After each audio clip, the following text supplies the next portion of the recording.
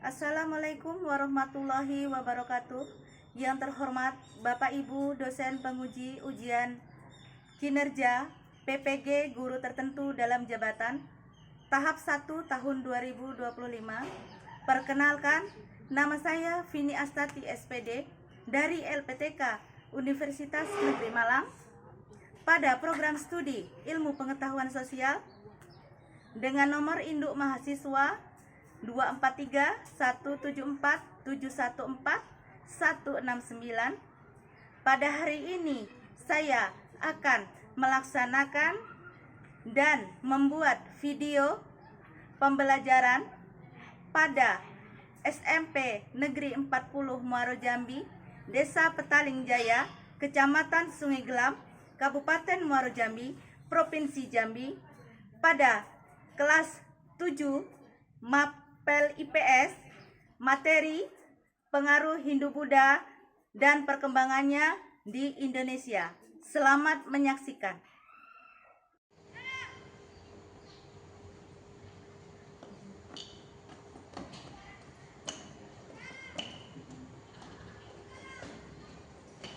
Assalamualaikum warahmatullahi wabarakatuh. Waalaikumsalam warahmatullahi wabarakatuh. Oke, anak-anak ibu, gimana kabarnya hari ini? Baik. Baik. Semangat pagi. Pagi luar biasa. Oke, pagi-pagi luar biasa di cuaca cerah seperti ini ya. Mudah-mudahan kamu juga semangat dalam belajar. Ya. Oke, sebelum kita memulai pelajaran, alangkah baiknya kita membaca doa menurut keyakinan dan kepercayaannya masing-masing. Silahkan Naizam, kamu pimpin doa untuk kawan-kawan kami. Dulu siap. Sebelum kita belajar, langkah baiknya kalau kita berdoa menurut agama dan kepercayaannya masing-masing. Berdoa mulai.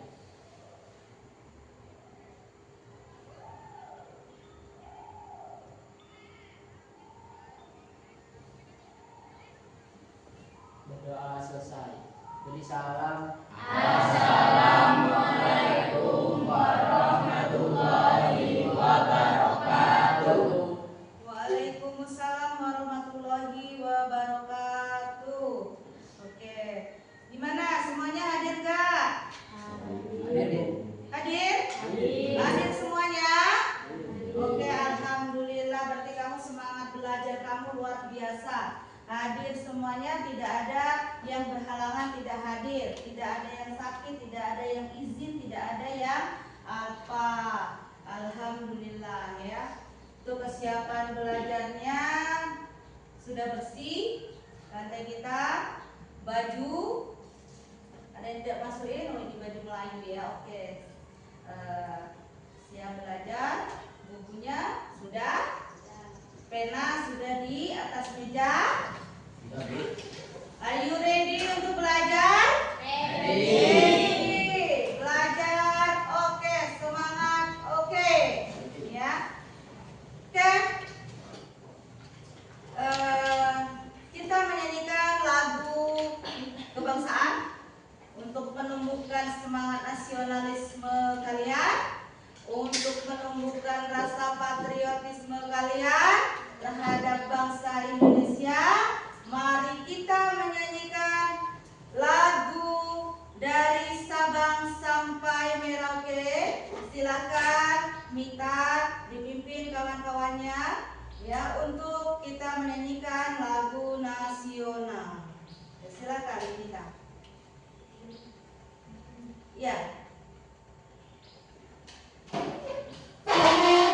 Semuanya berdiri.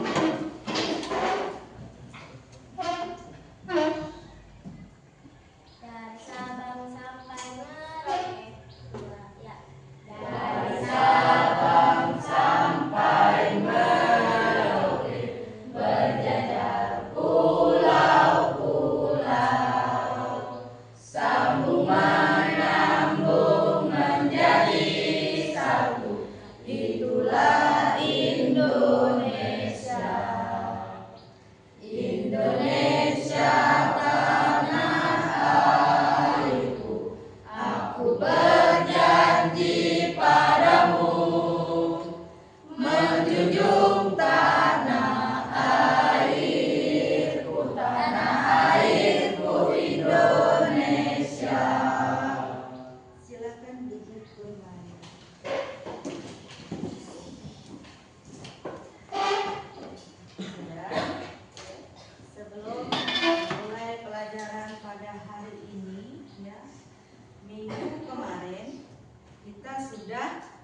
belajar mengenai interaksi bangsa asing dan perdagangan di awal Masehi. Dan nanti kita bicarakan kontribusinya interaksi bangsa asing itu terhadap perkembangan budaya, perkembangan agama Hindu-Buddha di Indonesia. Oke. Kita satu sama lain itu ada interaksi, dimulai dari individu dengan individu lainnya, dari kita sendiri dengan orang lain, dimulai dari masyarakat, bahkan negara pun juga melakukan interaksi. Beda negara, beda masyarakat, ya. Dalam hubungan antar negara, ya, biasanya ada perdagangan, ya, ada interaksi yang saling menguntungkan antara kedua belah pihak. Misalnya Indonesia dengan Cina dengan India. Kita dari dulu sudah dikenal banyak memiliki kekayaan alam, rempah-rempah. Itu termasuk negara asing itu ingin membeli hasil dari alam Indonesia, termasuk rempah-rempahnya. Mereka memiliki apa, Bu? Ya, mereka memiliki sumber daya alam yang lain. Jadi sumber daya alam yang lain, ya. Jadi mereka ada namanya pertukaran barang dengan jasa. Pertukaran barang dengan jasa. Itu interaksinya. Di awal Masehi kita itu sudah melakukan interaksi dengan negara asing dan nanti akhirnya berpengaruh terhadap perkembangan agama Buddha, agama Hindu di Indonesia. Itu yang agama yang pertama kali. Kalau dulu itu kita sudah mempelajari bab selanjutnya sebelum interaksi bangsa asing, bahwa kita itu dari lahir dari masa prasejarah, ya, dari masa berburu dan mengumpulkan makanan. Kemudian menetap, yang mereka bercocok tanam, sudah pada memiliki rumahnya masing-masing. Dan mereka juga memiliki kepercayaan, mulai keyakinannya, ya. Kepercayaannya apa? Ya, ada yang percaya dengan roh nenek moyangnya, roh leluhurnya. Ada roh dengan roh nenek moyangnya. Ada yang percaya dengan benda-benda yang mereka anggap itu memiliki kekuatan magic, ya. Itu keturunan keyakinan masyarakat pada masa prasejarah. Akhirnya nanti berkembang pada awal Masehi, ada interaksi dengan bangsa asing. Jadi akhirnya mereka juga selain melakukan perdagangan, ya, usaha, itu juga ada mereka juga mengembangkan kepercayaannya, keyakinannya disebarkan ke negara lain. Ya, nanti ada gambarannya bahwa mereka itu kok sampai ke Indonesia, ya. Indonesia ini daerah tempat transit terbaik, ya. Tempatnya itu strategis kalau dilihat dari letak geografisnya. Indonesia itu letak strategis untuk melakukan perdagangan, ya. Tempat pelabuhannya, tempat berkumpulnya para pedagang itu adalah di Indonesia. Yang dari Cina, yang dari India, mereka berkumpul di Indonesia, ya. Ini ada gambar. Yang pertama ini adalah gambar Candi Borobudur di Indonesia. Ini gambar Buddha. Ini gambar Dewa Siwa. Jadi ada yang membedakan, ada yang membedakan agama Hindu dengan Buddha? Ada. Salah satunya apa kalau agama Buddha? Nggak pakai baju, sama-sama, ya, itu pakai baju juga itu. Ini kalau ciri khasnya ini seperti ini tangannya, ya. Ini adalah Siddhartha lambang agama Buddha ini ada Siddhartha Gautama. Yang ini ada ularnya, itu adalah Dewa Siwa dalam agama Hindu. Ini sama nih, sama seperti ini. Ini agama Hindu, Dewa Siwa, dewa tertinggi dalam agama Hindu. Nah, kalau kita punya Tuhan, punya. Ya ini ya, ini agama Buddha. Ini gambarnya masing-masing juga ini banyak. Ini gambarnya macam-macam gambarnya di sini ya. Ini yang ada di Candi Borobudur.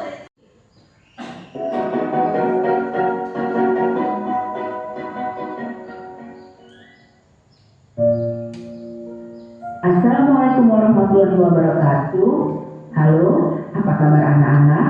Semoga kita semua selalu sehat ya. Pada pertemuan kali ini kita akan membahas kehidupan masyarakat pada masa Hindu-Buddha, yaitu teori mengenai masuknya kebudayaan Hindu-Buddha ke Indonesia. Ya, sudah menyimaknya? Jelas? Oke ya. Jadi kita sama-sama setelah kita melihat dan menyaksikan video tersebut, informasi penting apa yang kamu dapat dari video tadi? Coba apa informasi pentingnya? Apakah ada yang mencatat? Apa yang kamu dapat tadi, informasi yang disajikan di video tersebut? Coba. Mungkin Reta bisa menjawab. Reta, informasinya apa? Informasinya apa? Walaupun hanya sesuai, pasti kamu juga mempunyai pemikiran itu yang disampaikan di video itu apa? Coba silakan dikemukakan. Silakan. Mengenai apa? Dari masuknya budaya Hindu-Buddha di Indonesia. Oh iya, teori tentang masuknya agama Hindu-Buddha di Indonesia. Selain itu, apa yang didapat? Informasi tadi dari video yang disajikan di depan. Mungkin kelompok insan ada yang bisa disampaikan informasi pentingnya apa saja?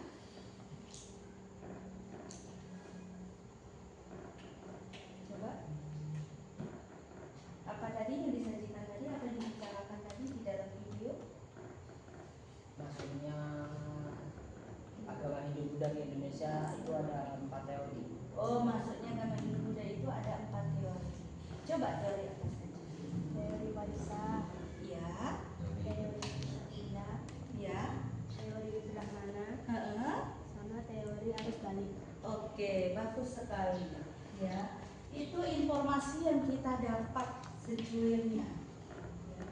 Ada beberapa teori, ada kelebihan dan kekurangan dari masing-masing teori yang disajikan dalam video tadi. Di masing-masing tadi di video tadi sudah dijabarkan bagaimana itu masuknya agama Hindu-Buddha ke Indonesia. Bahkan jalur lautnya, jalur daratnya melewati negara mana saja, ke Sri Lanka, ya, Kamboja, baru sampai masuk ke Indonesia. Oke, selanjutnya kamu kerjakan LKPD ya, yang belum sebentar ya. Ini kamu kerjakan LKPD-nya dengan baik supaya untuk lebih memahami lagi materi yang disajikan. Ya, silakan. Diisi ya.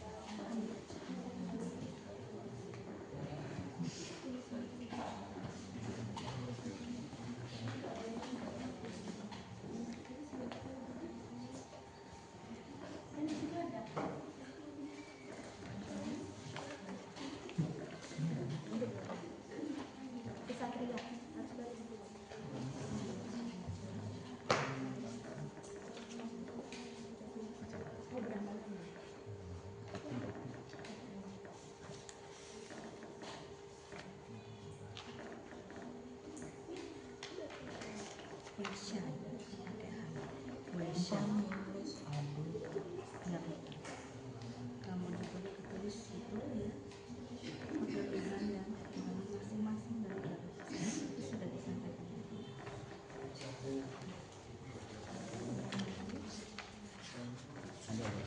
Harus balik.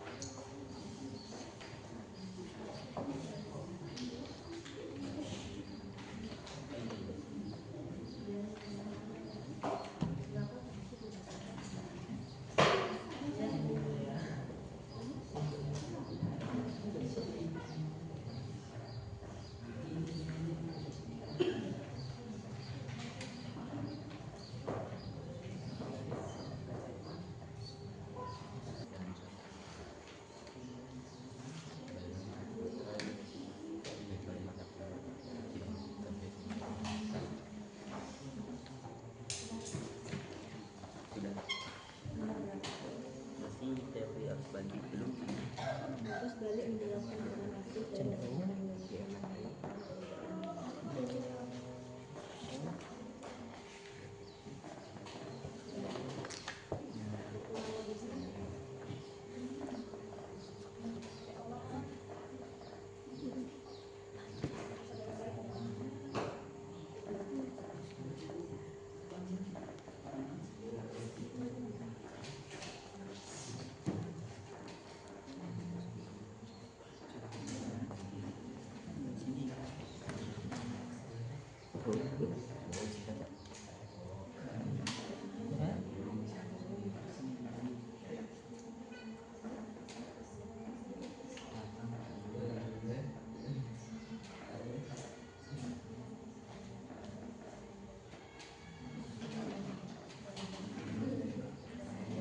kesulitan ya dalam menjawab. Ada.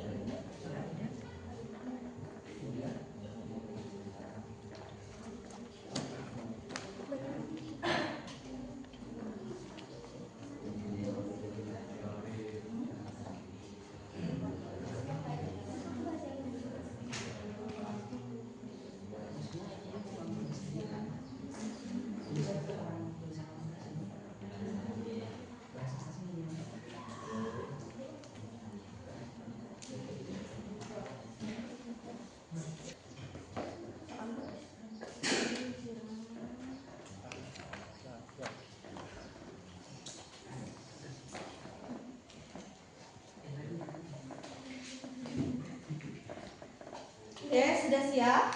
Kelompok Irzam sudah selesai. Semuanya sudah selesai, siap untuk berpresentasi di depan.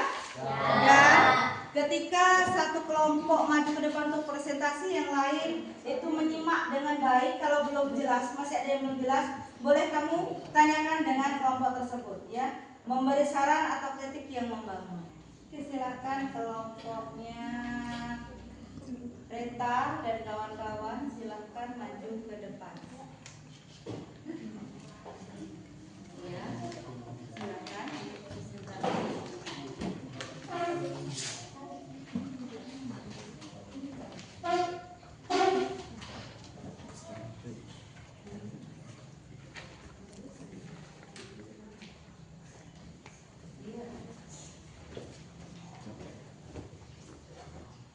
Silakan dibawa letaknya di sini.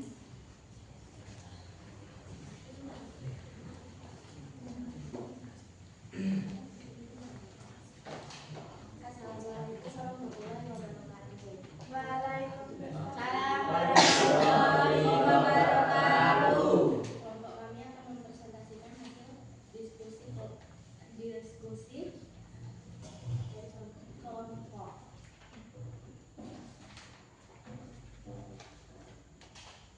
Dari keempat teori yang menjelaskan masuknya kebudayaan Hindu-Buddha di Indonesia, tuliskan kesimpulan hasil diskusi kelompok dan sumber lainnya yang telah Ananda lakukan secara menyeluruh. Teori mana yang paling relevan? Jelaskan. Teori Waisya. Menurut teori ini, yang dimana perdagangan pada masa itu sedang berkembang karena jalur sutra yang menghubungkan India Tiongkok melalui jalur laut dan melalui wilayah Nusantara. Buatlah analisis tentang teori masuk dan berkembangnya pengaruh Hindu-Buddha di Indonesia. Teori Vaishya, pedagang, kelebihan dan kekurangan. Kelebihan teori Vaishya adanya interaksi sosial antara pedagang India dan masyarakat lokal. Kekurangannya, kesulitan untuk mempelajari ajaran agama Hindu dan Buddha. Teori Satya, penjelasan prajurit India, kelebihan dan kekurangannya. Kaum Ksatria menunjukkan rasa semangat dalam berpetualang seluruh dunia. Kekurangannya, para Ksatria tidak memahami bahasa Sanskerta dan huruf Pallawa. Teori Brahmana, penjelasannya kaum Brahmana memahami ajaran agama Hindu-Buddha karena tergolong sebagai kaum terdidik. Kekurangannya, terdapat ajaran Hindu kuno yang menyebutkan jika kaum Brahmana tidak boleh menyeberang lautan serta meninggalkan tanah airnya. Teori arus balik, penjelasan penduduk Nusantara yang belajar ke India untuk belajar agama Hindu-Buddha dan kembali ke Nusantara untuk menyebarkan agama Hindu-Buddha. Kelebihan dan kekurangan. Keberadaan Prasasti Nalanda mengenal pembangunan wihara untuk para pelajar di wilayah kerajaan Sriwijaya yang hendak menuntut ilmu di India. Kekurangannya, orang Indonesia kalau itu tergolong pasif untuk memiliki inisiatif dalam mempelajari agama sendiri. Sekian dari kelompok kami. Ada yang ingin bertanyakan? Kelompok lain ada yang bertanya?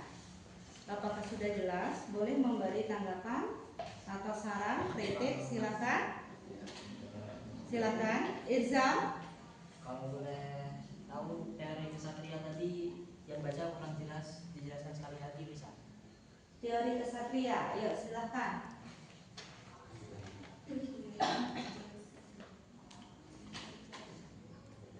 Kelebihan dan kekurangan. Kaum Ksatria menunjukkan rasa semangat dalam berpetualang ke keseluruhan dunia. Kekurangannya, para Ksatria tidak memahami bahasa Sanskerta dan huruf Pallawa. Sudah jelas? Sudah jelas. Oke. Terima kasih Irzam ya. Dan terima kasih. Wassalamualaikum warahmatullahi wabarakatuh. Waalaikumsalam warahmatullahi wabarakatuh. Silakan duduk kembali.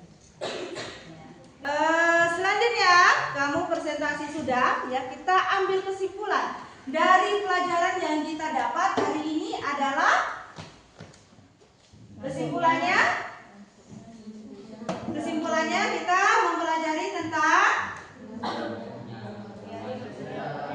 teori masuknya agama Hindu-Buddha, sudah bisa menjelaskan sesuai dengan tujuan pembelajaran kita, yaitu kamu ya peserta didik, kamu bisa menjelaskan teori masuknya agama Hindu-Buddha ke Indonesia. Kamu bisa menyebutkan teori-teori masuknya agama Hindu-Buddha. Kemudian kamu bisa menjelaskan kelebihan dan kekurangannya. Sudah bisa? Sudah. Jadi kesimpulannya pelajaran hari ini adalah mengenai teori masuknya agama Hindu-Buddha di Indonesia. Dan untuk mengulas pelajaran tadi ya, Ibu supaya kamu lebih paham ya, Ibu tanya kamu salah satu di antara kamu untuk menjawab pertanyaan Ibu sebentar ya. Oke, silakan Pas Tabik, coba sebutkan 4 teori masuknya agama Hindu-Buddha ke Indonesia. Teorinya ada 4. Teori pertama teori Vaishya, teori kedua teori arus balik, teori ketiga teori Brahmana, dan teori keempat teori Ksatria. Oke, bagus sekali. Seperti penjelasan dari video, kemudian dari materi yang Ibu bagi ke kamu, ya, kesimpulannya kita belajar tentang teori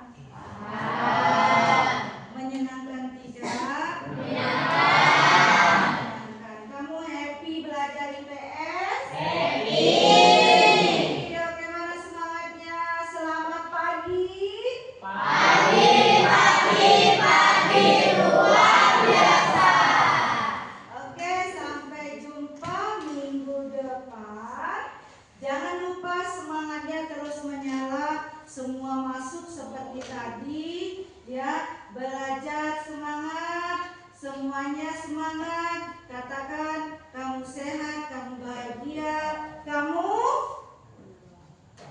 berubah atau menjadi lebih baik. Oke, sebelum Ibu tutup pelajaran ini, ya, mari kita berdoa menurut agama dan kepercayaan masing-masing. Silahkan Izam dipimpin kawan-kawannya untuk berdoa supaya ilmu yang kita dapat hari ini itu akan mudah kamu ingat sepanjang hari, akan berkah dan itu akan bermanfaat untuk kehidupan kamu selanjutnya. Silakan Izam dipimpin doanya. Ibu siap. Berdoa mulai.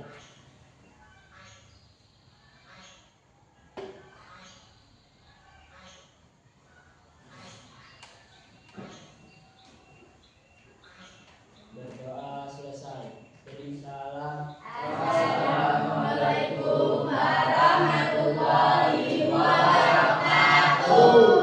Waalaikumsalam warahmatullahi wabarakatuh. Kembali Ibu ingatkan untuk kamu belajar semangat setiap hari. Silakan bukunya disimpan dalam tas dan kita akan beristirahat. Dan Ibu akhiri